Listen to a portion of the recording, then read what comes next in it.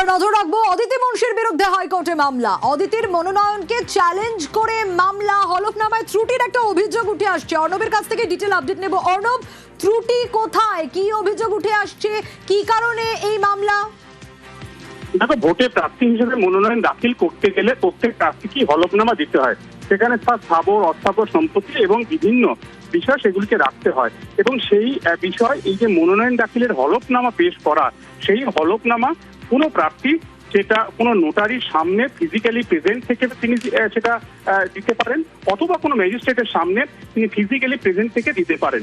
এক্ষেত্রে রাজারহাট গোপালপুর বিধানসভার একজন নির্দল প্রার্থী কলকাতা হাইকোর্টের বিচারপতি কৃষ্ণা রাওয়ের বেঞ্চে জরুরি ভিত্তিতে মামলা দায়ের করার অনুমতি চান, এবং তিনি বলেন যেভাবে হলফনামা দাখিল করেছেন তৃণমূল কংগ্রেস প্রার্থী অদিতি মুন্সি, সেই হলফনামা দাখিলের মধ্যে একাধিক ত্রুটি রয়েছে এবং এই হলফনামা কখনোই বৈধ হতে পারে না। পুরো বিষয়টি বোঝার পর বিচারপতি কৃষ্ণা রাও মামলা দায়ের করার অনুমতি দিয়েছেন এবং সোমবার দিন এই মামলা শুনানির জন্য আসবেন। এবং এক্ষেত্রে নির্দল প্রার্থী এ ঘোষ তিনি বলছেন যে অন্য আর 5 জন প্রার্থীর জন্য যদি একরকম নিয়ম হয়, কেন অদিতি মুন্সির যেন দুরকম নিয়ম কমিশন ধার্য করবে।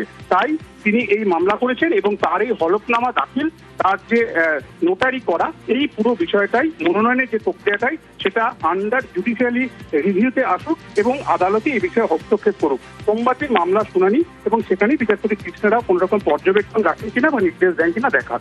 বেশ।